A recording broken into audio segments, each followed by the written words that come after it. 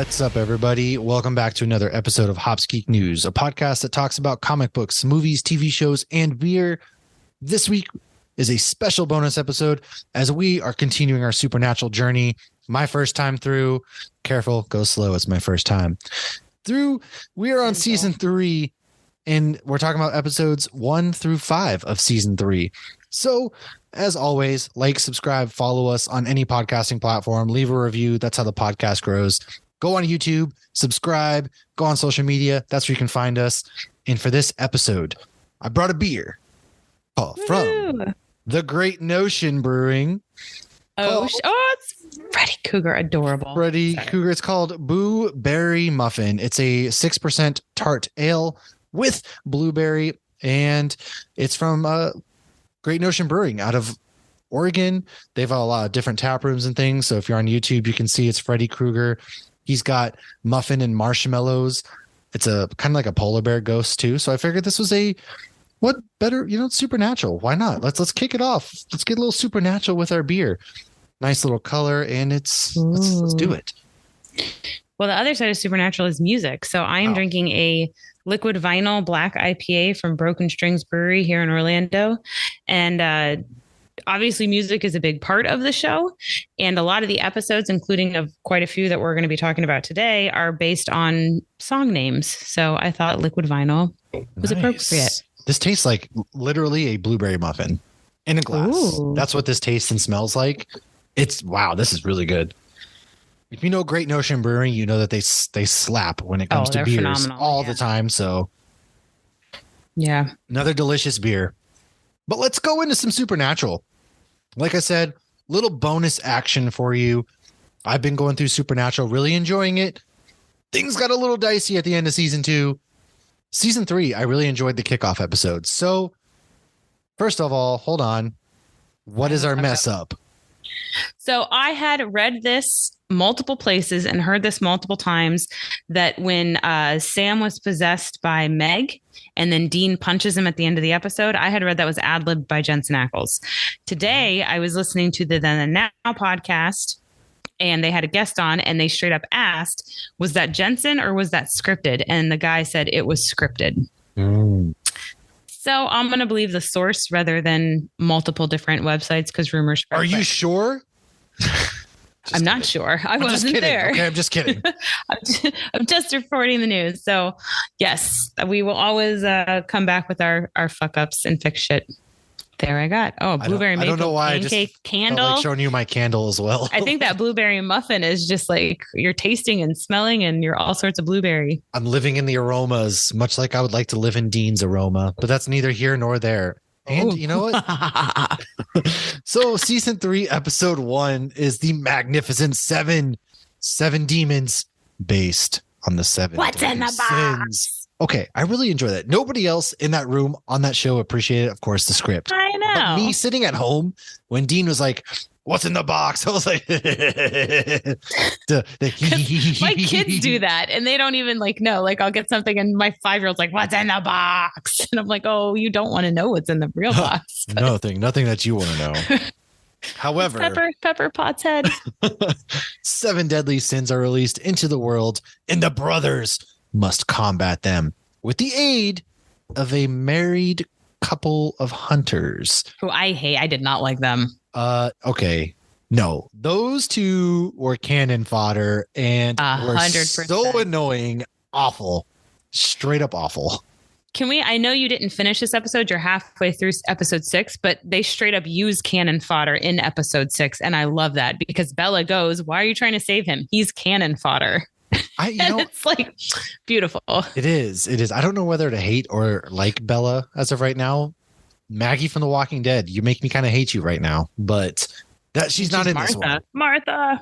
Yeah. So fun fact. What a fun fact you have for us for this episode. So at the very beginning, when Dean is in the room and he closes the curtains while Sammy is doing his research, and Bobby calls and says, "Oh, what's Dean doing?" And he says, "Polling the electorate." So this fun fact is actually from a podcast. I got this from the podcast, Salt and Burn This Pod. Highly recommend them if you are watching and you want to rewatch podcast that doesn't give spoilers each episode like then and now. Definitely check out Salt and Burn This Pod. So pulling the electorate means having sex with a stripper, and it's actually a line from The Simpsons. Oh, I had no idea. Interesting. The more you know. Listen, that you know everything. And so I did like this. I thought it was a very strong opening to season 3. Now the 7 deadly sins. Demons are released into the world. The gates of hell have been opened. And these guys are particularly free. Bobby, once again, Bobby's a real one. First and foremost, Bobby is a real homie. And so they kind of go to this diner, the Hunter couple does. And lo and behold, they get trapped by the 7 deadly sins. And the one dude dies. And he's forced to basically drink. Gluttony. Yeah, he had to chug the Drano. Drano, yeah. That was brutal. That was a brutal death. Meanwhile, his annoying ass wife is standing there like, no. Oh. She watches him die. Why that's important? I didn't hate him. I don't know. I don't know. She didn't feel like somebody who's a hunter to me. You know what I'm saying? Right. She was too go on the emotions, and hunters have learned not to because that's how you get killed. Which leads us to the house. They basically know the 7 deadly sins are coming to kill Sam and Dean. They hole up in this house. They wait for them to come. Her husband's one of them. They come into his body, possess him, his dead body, and is pounding on the door. And this dumb ass opens it up, runs out there, and she broke the salt line, letting them in. Like, you stupid salt line idiot. Well, of course, the 7 deadly sins, first of all, they captured one of them and killed and exorcised the one. So there's 6 now. But again, like, she broke the salt line. She's not a hunter. No, she's stupid. Awful. I'm surprised she didn't die sooner. Yeah. At first it was, I liked it like, oh, they knew Bobby. And then, when they asked her how they got into it, that they lost their kid. Yeah. It was like, oh, like all of that. Tough. But then at first they were like too cutesy. And they're like, oh, I think they've been married, 8 years or something? Something I don't know. like that. Yeah. But it was just, yeah. And they just, yeah. I mean, even I'm fine with cannon fodder. It's supernatural. You have to have it. But just, of course, like, there's been cannon fodder that like broke our heart when these people died, which I guess isn't, you think cannon fodder, you really just think stormtroopers, but very true. I don't know. Anyways, we get Ruby. She bothered me. Ruby's not cannon fodder. She makes quick work of the 7 deadly sins. Does Ruby? And I love that you texted me Katie Cassidy. I thought you were telling me she's going to be at MegaCon again. No. Katie Cassidy is Ruby. I think I knew, but I didn't know. So when Katie Cassidy appeared, I was like, oh, wow, look at that. This is before she was Laurel Lance. Yeah, before the Black Canary. So I was really excited to see her show up, and she made real swift work with that knife of hers. And then she just is like, I'm out. It was kind of almost like really cringy CW writing, all of her lines in the first couple episodes that she's in. Like, it works for the time. And you can also, of course, tell that this season is much lighter in tone, or not tone, but like, they stopped using the film like we talked about. Oh yeah. There's a noticeable CW was difference. like lighting it up, like in that, like Hollywood Babylon. Yeah. Yeah. So that was exciting. Season 3, episode 2, we have The Kids Are All Right. I like this one a lot too. So Dean, The Kids Are All Right is the Who song. It's also, isn't it also The Offspring? The Who's The Kids Are All Right. Oh, yeah. Maybe it's The Offspring. So anyways, Dean goes to visit an old girlfriend he spent a weekend with to find out that she has a kid that's exactly like Dean. And then all of the kids begin to act weird. Wonder why that is. Oh, wait, they're changelings. And this is when we first meet Lisa and Ben. Yeah, Ben is... Oh, they're going to be appearing again? Yes, they come back. Okay, I was really hoping that Ben was Dean's kid because he acts just like him. I can tell you if he's not or if he is, but I'm not going to. No, don't do it. I liked it. They go to Indiana and he's meeting up with the old girl. He's like, there's got to be a job here. And the dads are killing. Yes, it is the Offspring and the Who. It is, yeah. Okay. I knew it. So the dads basically are dying. There was a terrible accident at the table saw. And it turns out that the changelings, which we'll have to do like a little something for our YouTube and socials, maybe to describe what changelings are if you don't know, but they basically take over kids' bodies and they feed off the mother, right? And Again, another strong episode. And fun fact, a changeling, like I was just talking about, is referred to as an off or an oaf. It's a human-like creature found in folklore throughout Europe. A changeling was believed to be a fairy that had been left in place of a human stolen by other fairies. And we actually saw one of these in a Christmas horror story once. Kaylee was telling me something about one of them, and I forget the actual origin of where they started it, but it was really sad. It was like kids who developed some sort of disorder, and the parents were like, this can't be my kid. It must be some sad, kid that was switched out. Yeah. And of course, back then, even today, people believe crazy things. But so, yeah, I mean, honestly, the origin of it just seems tragic to me. But when we were watching A Christmas Horror Story and they said changeling, I'm like, I know what that is. There it is. Because of Supernatural. Yeah. If we could just encapture what my adventure into Supernatural is, it's literally the Leonardo DiCaprio meme from Once Upon a Time in Hollywood. Because every 2 seconds, I'm sitting there, I'm like, it's this person, it's that person. What? And that's me watching Supernatural. But I feel like if you went back and listened to every single episode we've ever had, you would then be like, oh, that's what she was talking about. Oh, that's what she meant. Oh, she did say that. She's been telling me this stuff for years, and it's never clicked. And I always honestly forget. I've brain dumped everything of Supernatural before I've watched the show. And that's good. It's not spoiled. It's true. It's true. I like how they break the kids out though in this, and the kids actually kind of like Ben was a little badass. He wasn't afraid. He was helping get the kids out. And then they roasted that lady alive because she was the mom changeling. And also it was kind of like all the moms had the bite marks behind them. They didn't know what it was. And yeah, good episode. I really like this one a lot. Creepy was it though when she like killed her own kid? Like part of her had to be relieved that the kid was still there. That was dark. Okay. She straight up like drove her car into the lake for no reason. Well, to kill the girl who wasn't her daughter, but like, dude, you also just got your car. What are you doing? And then she shows up and her daughter's just chilling right there, and you're like, oh shit. Yeah. So that was pretty dark. This is kind of a dark episode. I mean, as a parent, you're like, could you ever put yourself in their shoes? Could you do something like that? I don't know. She was adamant it wasn't her daughter, but then she should be trying to find her daughter. But the next one, though, I think is much more. Yeah, much more lighthearted. I love this next episode. This is one of my favorites. This episode. So Bad Day at Black Rock, the rabbit's foot episode. It's the introduction of Bella. You touch the rabbit's foot, you have great luck while you have it. You lose the rabbit's foot, incredible bad luck, and you die. And you lose your shoe. Sam touches it. He loses it to Bella. So Dean basically has to like lock him in a hotel room and say, don't go anywhere. Sit still.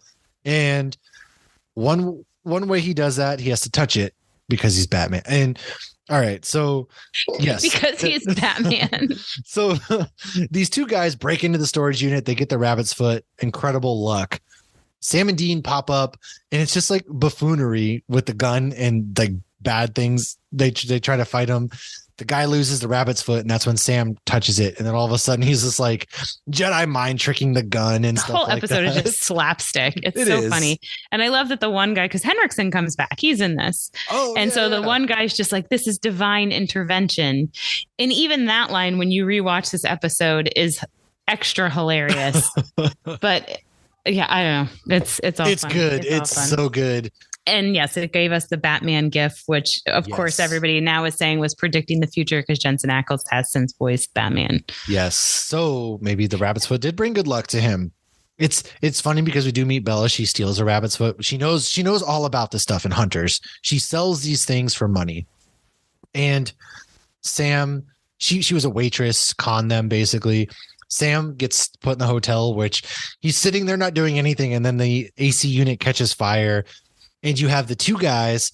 It was Gordon who shows back up, not Hendrickson. Gordon shows back up. Oh, yeah. My bad. And the guy's talking about God and stuff. One's in jail. One's arrests people. And these two guys go and they track down. They find Sam. They have him tied up. Dean tricks Bella with whatever. He grabs the rabbit's foot. Now he has all the luck. So he shows up to this hotel room. He throws a pen, lands in the gun. And he's like, what? And then he throws the remote and he's like, because I'm Batman. And it's just lighthearted fun. It's stupid fun. Oh, It's and I what that paired it with a episode is. Mentos song. Yeah, And it was yeah. beautiful. That's on our TikTok, if anybody, and our YouTube. It is. It is. It's such a good episode. They then go ahead. I was just going to say the name of this episode is based on a movie. And my one quick fun fact is at the very end, when Bella takes their money and Dean says, son of a bitch, the way he said that, I don't think he was supposed to say it like that. And you can actually see Jared Padalecki trying not to laugh. It's still in there to this day. So if you go back and rewatch that last 5 seconds, you see him biting his tongue and he's been shot. So he has to pretend like he's hurt. And you see him literally trying not to laugh. And that's the one they used. I love it. I love that. Yeah, it's they get $46,000 in scratch offs, and she steals it when they burn because he throws a rabbit's foot at her and she grabs it. So now she has to burn it. She can't steal it. Has to burn it, and that's how the bad luck goes away. Good episode. I love it. Yeah, I love it. Did you give the name of the movie? You did, right? Yeah, it's a bad day at Black Rock. That's what the name is. It's after. Yeah. So let's go into episode 4, Sin City. It's an AC/DC song and a comic book. And my beer. A movie with Bruce Willis. Bruce Willis. A town loving their booze and sex may not be what it seems. Dean makes friends with the demon, kind of, before Sam kills her. And the priest. They had a moment, and he didn't want Sam to kill her, and that's the first time you ever see any sort of like, oh, maybe this demon isn't completely bad. Yeah. So Ruby helps Bobby fix the cult, and we learn that Yellow Eyes is Azazel. Do you know who Ruby is yet? I forgot. She's a demon. Oh, okay. That's all I know. She's a demon. Yeah. No, she's a demon. And she's not a bad demon, I guess. Maybe. The jury's out still. All demons, you can't trust them, I feel like. But yeah, so Dean, they introduced their one friend who the waitress lady takes home, kills him, and everybody's in here, like the priest who turns out to be the demon's lover, who's also possessed. They have a whole thing going on. They go to the basement, they get buried in there, and they really have some good exposition of, hey, we know all about you. Why do you do this? You know, for what it's worth, like, we're not so different. Sam, and the intentions with Sam too. Yeah, and she's basically like, we're not so different, which if you look at it, they're kind of not. And they're like, look, hell is a bad place. Like, we wanted out. All right. You can argue that, yeah, they wanted to hurt people, but at the same time, they just kind of, some demons just want to live their lives maybe away from hell because it's a terrible place in whatever messed up way that may be for them. And that's when Sam comes in, breaks in, and the demon was telling her boy, don't kill him, to Dean, because he was choking Dean out. And then Sam shoots him. And then Dean tries to actually be like, hey, don't kill her, before she gets capped as well, which, again, it's all kind of cheesy, but in a way it's also very, wow, cool. Well, they're learning new info. It's like they just encountered vampires that may not be evil. So now Dean's eyes are opened up to, okay, maybe these other things that we've always been told are evil aren't so evil. We're not, but this is the first time we don't have to call a yellow-eyed demon anymore, because now you know his name is Azazel. Yeah. So, yes. And our fun fact is this was the same bar as it was in Magnificent Seven, where the guy drank the Drano. They just redid it. So our last one, actually, one of the beer pictures I posted when you started watching this had Snow White in it. I put a Snow White toy, and now you know why. So bedtime stories. Although I will say this had the worst aged line of any of the older ones, where Dean flat out says, could you be any more gay? Yes. I will say, though, and actually the Salt and Burn This Pod posted a video clip today of how far Dean's come to where he has grown up and now openly, this sounds ironic, and now openly appreciates Disney movies rather than making fun of his younger brother for knowing the actual fairy tales that the Disney movies were based on. So, right on. Well, yeah, this is bedtime stories. Random people are being killed in a grim fairy tale kind of way. Sam and Dean learn it's the daughter of the doctor who is in a coma that's causing this all. Sam knows a lot about fairy tales. We talked about this moment, and it didn't age well. So this will change. Dean grows up, like we just said. And fun fact, the Crossroads demon was dating Jared at the time, which is funnier when you learn that he marries another demon from the show, one of the three little pigs. later played Happy in Once Upon a Time. And this episode is okay. I mean, I thought it was fun. I mean, it sounds terrible to say it's fun, but I thought it was fun to see, like, because also when I went back and like, the more you watch this one, the more you pick up, like, I didn't realize at first, like, they're building houses, the brothers that are supposed to be the pigs. They're literally building houses. mm-hmm. And so I just thought it was fun to see all the, it was kind of like Once Upon a Time. Yeah. Which I've been watching that loosely on the side as well. And this episode, yeah, like it was fine. The doctor kind of knew he's been seeing the girl. So when Sam brought it up, he was like, you've been seeing her too. Mm-hmm. The mom poisoned her, of course, which is pretty messed up. Making her Snow White. Yeah. Anybody who kind of sees the little girl dies and they get possessed, die, all that good stuff. It was fine. It was all right. I don't really have much to say about this episode. I did watch half of episode 6, which we won't really talk about right now, but Bella is back and you don't know whether to hate her or like her. And the jury's still out. I fell asleep. I feel like at this point, I definitely hated her. Yeah. To be continued. I don't want to say still, or I definitely always, because I don't want to ruin things. That's fair. She was just always so mean. Yeah, she is. She's so like rude. Yeah. She is rude. So I guess rude. A lot of them are. That's what it is. She's like, it's almost like she's more evil than Gordon because Gordon truly feels that his mission is righteous. Yeah, and she's just like chaotic. She's just chaotic for no reason, almost. Well, it's for money. Yeah, yeah, well, that's true. She has a reason. Money corrupts. She's chaotic. All that stuff. Right, but then with Gordon, it's almost like civil war. Like, you know, if a man who's certain what he's doing is right and is wrong is the most dangerous or whatever. Right, for sure. But that's our recap this week. Be sure to tune in next week as we follow along some more recaps. And again, like, subscribe, all of that good stuff, brothers. You've heard it here first. So follow us. We'll see you guys next week for some more Supernatural. Make sure to tune into our episode for Ant-Man and the Wasp, Quantumania, where we are going to dive into Kang and all of that good stuff. We'll see you next week or next episode. Deuces.